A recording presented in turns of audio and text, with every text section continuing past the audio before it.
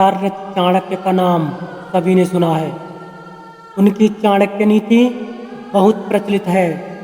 सभी ने चाणक्य नीति के अनमोल वचन पढ़े होंगे। आओ जानते हैं कि आखिर चाणक्य कौन थे, कैसे हुई थी उनकी मौत और क्या है उनके जीवन की कहानी।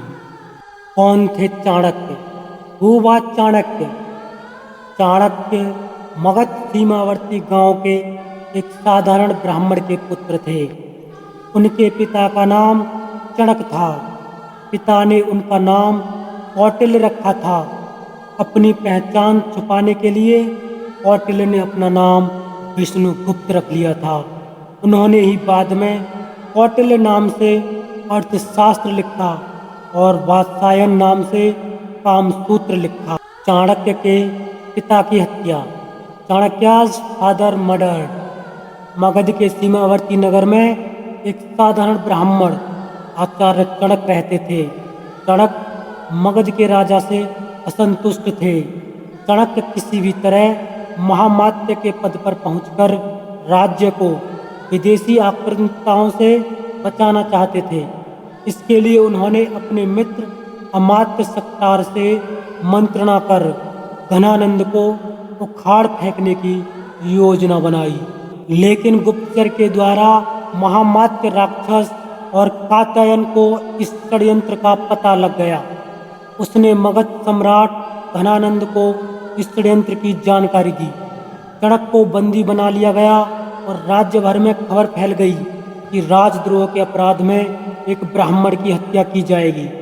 चणक के किशोर पुत्र कौटिल्य को यह बात पता चली तो वह चिंतित और दुखी हो गया। चणक का कटा हुआ सिर राजधानी के चौराहे पर टांग दिया गया। पिता के कटे हुए सिर को देखकर कौटिल्य चाणक्य की आंखों से आंसू टपक रहे थे। उस वक्त चाणक्य की आयु 14 वर्ष थी। रात के अंधेरे में उसने बांस पर टंगे अपने पिता के सिर को धीरे धीरे नीचे उतारा और एक कपड़े में लपेटकर चल दिया। चाणक्य की शपथ। अकेले पुत्र ने पिता का दाह संस्कार किया। तब कौटिल्य ने गंगा का जल हाथ में लेकर शपथ ली, हे गंगे, जब तक हत्यारे धनानंद से अपने पिता की हत्या का प्रतिशोध नहीं लूंगा तब तक पकाई हुई कोई वस्तु नहीं खाऊंगा। तक महामात्य के रक्त से अपने बाल नहीं रंग लूंगा तब तक यह शिखा खुली ही रखूंगा। मेरे पिता का तर्पण तभी पूर्ण होगा जब तक कि हत्यारे धनानंद का रक्त पिता की राख पर नहीं चढ़ेगा। हे यमराज, धनानंद का नाम तुम अपने लेखे से काट दो। उसकी मृत्यु का लेख अब मैं ही लिखूंगा।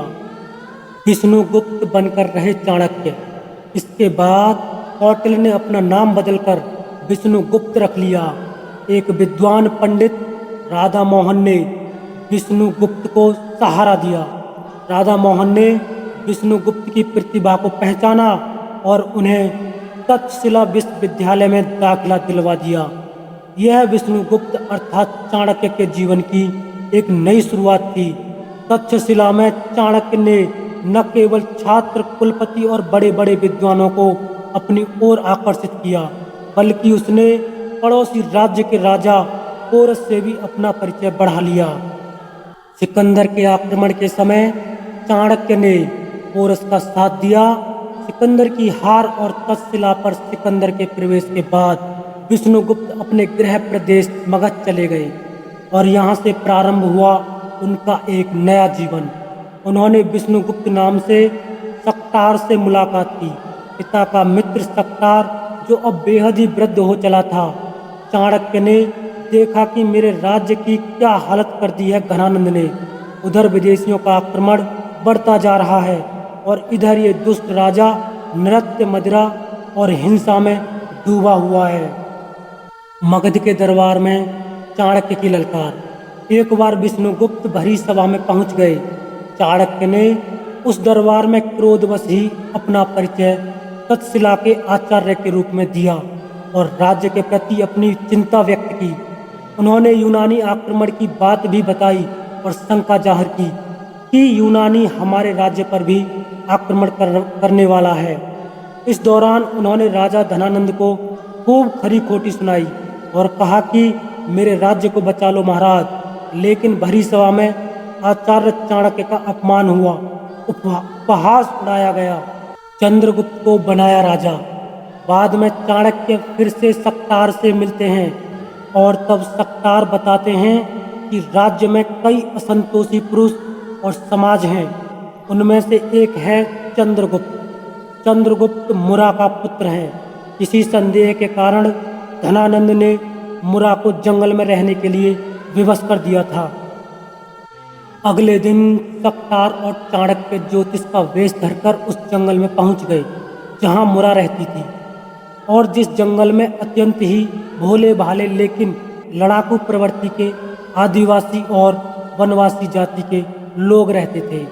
जहां चाणक्य ने चंद्रगुप्त को राजा का एक खेल खेलते हुए देखा, तब चाणक्य ने चंद्रगुप्त को अपने जीवन का लक्ष्य बना लिया और फिर शुरू हुआ चाणक्य का एक और नया जीवन।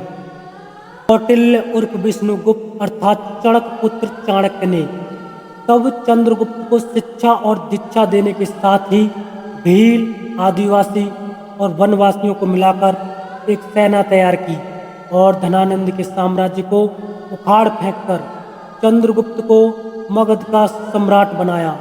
बाद में चंद्रगुप्त के साथ ही उसके पुत्र बिंदुसार और पौत्र सम्राट अशोक को भी चाणक्य ने महामंत्री पद पर रहकर मार्गदर्शन दिया। ऐसे हुई थी आचार्य चाणक्य की मौत। आचार्य चाणक्य की मौत एक रहस्य है।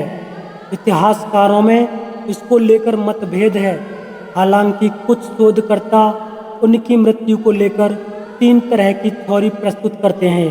आओ जानते हैं कि आखिर आचार्य चाणक्य की मौत कैसे हुई थी। चंद्रगुप्त के दरबार में ही मेगस्थनीज आया था, जिसने इंडिका नामक ग्रंथ लिखा। चाणक्य के कहने पर सिकंदर के सेनापति सेल्यूकस की बेटी हेलेना से चंद्रगुप्त ने विवाह किया था। आचार्य चाणक्य की मौत के बारे में कई तरह की बातों का उल्लेख मिलता है। कहते हैं कि वे अपने सभी कार्यों को पूरा करने के बाद एक दिन एक रथ पर सवार होकर मगध से दूर जंगलों में चले गए थे और उसके बाद वे कभी नहीं लौटे। कुछ इतिहासकार मानते हैं कि उन्हें मगध की ही रानी हेलेना ने जहर देकर मार दिया था। कुछ मानते हैं कि हेलेना ने उनकी हत्या करवा दी थी।